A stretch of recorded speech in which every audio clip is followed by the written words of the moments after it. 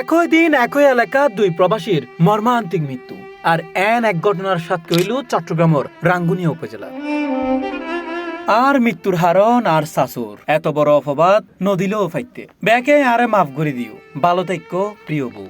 মৃত্যুর আগে নিজের ফেসবুক স্ট্যাটাসত এরকম হৃদয় বিদারক স্ট্যাটাস দিল রাঙ্গুনিয়ার প্রবাসী যুবক তানবীর। এরপর তারা ফা যায় কর্ণফুলী নদীর সরত উগ্র গাছত ঝুলন্ত অবস্থায়। ও আর ফেসবুকই বা ফোনের পরে কিন্তু আর বাইন ওগো দূরে রাখি ফেসবুক গেইন লোক তো তামিল ভাই কথা কি ফেসবুক থাকি কি ওপো কাজ কি চল চল পয়সা ব্যাক করলো পয়সা ব্যাক করলো দূরে আনে তো গোড়া আন্ডা আন্ডা কোনো দেখা না ব্যাক কোনো ও অনেক দেখালো ব্যাক গিয়া তো দেন না পারে আবার দূরে রাখি দেন।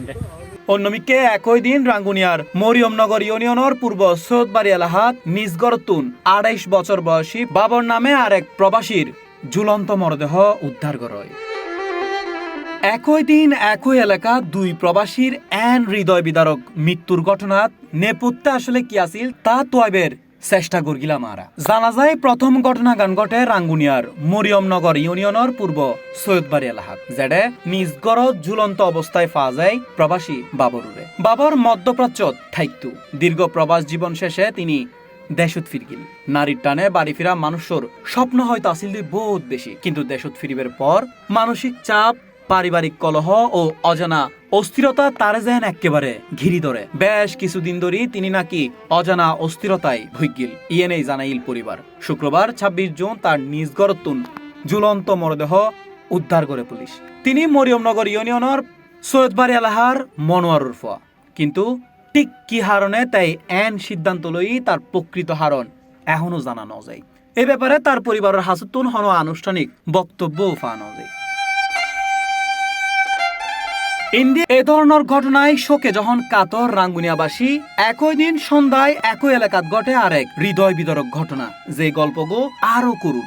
রাঙ্গুনিয়ার মরিয়মনগরের ফুলগাজী পাড়ার ৬ নম্বর ওয়ার্ড এলাহাত ঘটে দ্বিতীয় ঘটনা, যেটা কর্ণফুলী নদীর সরর গাছত ঝুলন্ত অবস্থায় পাওয়া যায় মোহাম্মদ তানবীর হোসেন নামে আরেক প্রবাসীর নিতর দেহ। মাথা খারাপ দিয়ে বাম যখন ফুটতে পারলা বাম মাথা খারাপ দিয়ে বাম দেওয়ার পরে শাশুর আইরে দেখি একটু নাই আর ফালাফালি করে দুজন ঝগড়া বাজি খাইব। এই ঝগড়া যখন বাজি আর একটু নাই খাইব আইনের পরে ঘরের মধ্যে ইন্দি লুকি হালত যাই ঘুরি ফেলাই। জানা যায় তানবীর প্রবাসুত্তুন বাড়িত বেড়াইতে এসিল। কিছুদিন আগে তার বাচ্চাও মারা যায়। একমিকে নিজুর ফরে আর এরে শোকে কাতর এই প্রবাসী যুবক, অন্যমিকে ওর বাড়িত গেইলে বেড়াইতো। বিবিধ কারণে তার মাথা ব্যথা হইল এবং তাই বিছানাত শুইতে কি ওই টাইমত তার শাশুড়ি পরম যত্নে তার মাথাত বাম লাগাই দিল। কিন্তু দূরত্বন এই বিষয় গান দেহে তার চাচা শ্বশুর এবং এতে বাদে বিপত্তি। অভিযোগ ফাগেই চাচা শ্বশুর বিষয়গানুরে বিকৃতভাবে উপস্থাপন করিলি।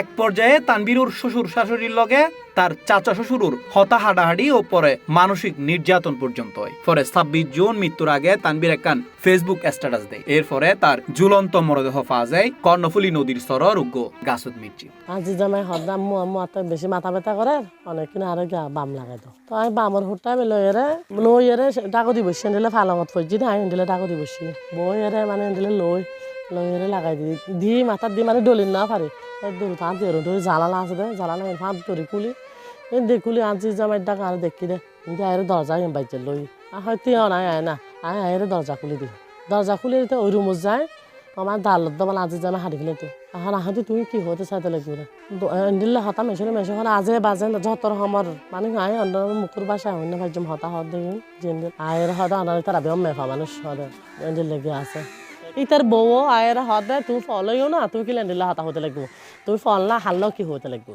এই ব্যাপারে পুলিশ ধারণা করে মানসিক চাপ ও পারিবারিক কলহের জেরে এই ধরনের আত্মহননের পথ বাঁচিল দুই প্রবাসী এবং নিহত তানভীরুর শ্বশুর বাড়ির লোকজন বাদীয় তার চাচা শ্বশুর নামে একান মামলাও দায়ের করে। এই মাথা হারার আর না তুই মারা জন্য ফলে তুলে রে এই জামাইতে মাথা হরেন ফদেছি আর না আগে ভালো আছিল কোনোদিন বাম লাগাইতো আয় লাগাইতাম আর বাইর বউ আর মেজুও লাগাইতো ইবে লাগাইতো বাংলা বাম লাগাইলেও কত কি বেসন মানে এবারে আনিয়ে রে এবার দ্বিতীয় আর মানছে এই সমস্ত হতে করে ফান এবারে শেষ হাসি দন দরকার ফাঁসির বদল ফাঁসি চাই, আর কিচ্ছু না চাই। ইন্দি অভিমান অপমান সহ্য করিত নফারন এবং পারিবারিক কলহ উগ্র মানুষরে হন পর্যায়ে লুদিত পারে ইয়েন জানিবেলাই আরা হতা হইলাম দুইজন মনোরোগ বিশেষজ্ঞর লগে। তারা হয় দুইজন জিনিস উগলজি এই যে স্বামী স্ত্রী বিষয় যে একজন একজনের অকারণে সন্দেহ করে, যার কারণে তাদের মধ্যে ভুল বুঝাবুঝির কারণে অপপ্রচারের কারণে কিন্তু আত্মহত্যা করে। 2 নম্বর আরেকখান রোগ আছে যেন আরা ডিলিউশনাল ডিজঅর্ডার কই, ইয়ান নলজি উগ্র মানুষ শত্রু ন, কিন্তু ভদ্রলোক মনে করে যে ও আর ক্ষতি করিব, ও আর শত্রুতা ইয়ানো একখান অপরাধ, ইয়ান হল যে একখান রোগ জিয়ানের বলে যে প্যারানয়েড ডিজঅর্ডার, জার্মানরা আবিষ্কার করে। এই রোগের কারণে অনেক সময় মারা যায়, আরে অপবাদ দিই আর তো ঘনিষ্ঠ মানুষ তো মরে গেলে ভালো হবে অপবাদের।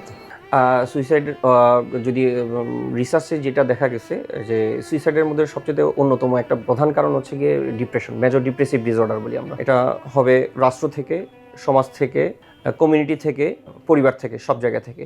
এক কথায় যদি বলি সাপোর্ট দেওয়া, যখন মানুষ কখনো বিপদে পড়বে তাকে খারাপ কিছু না বলে সাপোর্ট দেওয়া। আমরা বলবো যে আসুন কথা বলি, কথা বলার মাধ্যমে আমরা সলভ করার চেষ্টা করি। একমিকে প্রবাসী হল প্রবাস জীবনত একাকিত্বর সঙ্গী হয় ইয়েন নিঃসন্দেহে সঠিক, কিন্তু দেশত ফিরে আইবের পর পারিবারিক কলহ যেন তারারে একেবারে ঘিরি ধরে, ফলে অকাদরে নিবি যায় প্রবাসী রেমিটেন্স যোদ্ধা হলর স্বপ্ন। তবে প্রশ্ন হইল এর লাইকি সামাজিক দায়বদ্ধতা বলি কিছু নেই, প্রবাসী হলর এন মৃত্যুর লাইকি সমাজের বিকৃত মস্তিষ্ক দায়ী নয়। বিশ্লেষক হর মানসিক চাপ, যন্ত্রণা, রাগ নিয়ন্ত্রণ গরিত নফারণের কারণে মানুষ এ ধরনের সিদ্ধান্ত লয়েরে করুণ ইতিহাসর সাক্ষী হয়। এতেলাই পরিবারের সদস্য হলর উচিত একে অপরের পাশে দায়েরে ব্যাগ সমস্যার সমাধান করুন। C+ TV, Chittagong.